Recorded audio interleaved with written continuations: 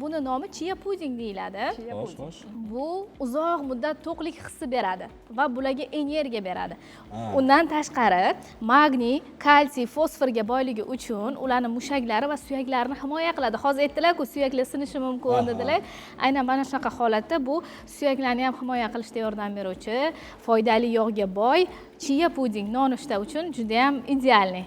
Demak, bugun o'sha sog'lom ovqatlanish, to'g'ri taomlanish va foydali ovqatlanish. Foydali. Nima deb nomlaymiz buni? Qanaqa nomi yo'qmi buni? Yo'q, chia puding. Chia puding shumi nomi? Xuddi shu nomi.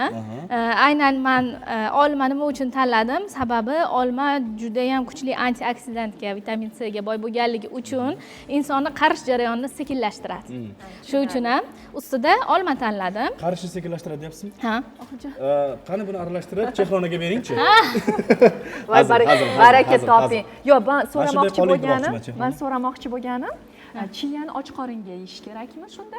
Ovqat o'rnida yeyiladi. Ovqat o'rnida yeyiladi. Ertalab masalan nonushtani o'rniga yesak bo'ladimi? Xuddi shuni nonushtani o'rnida iste'mol qilinsa bo'ladi. Juda ko'pchilik odamlar xato qilishadi.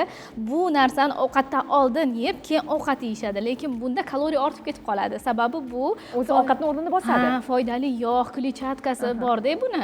Shuni hisobiga ham bu ovqatni o'rnini bemalol bosadi. Bundan keyin ovqat yeyish mumkin emas.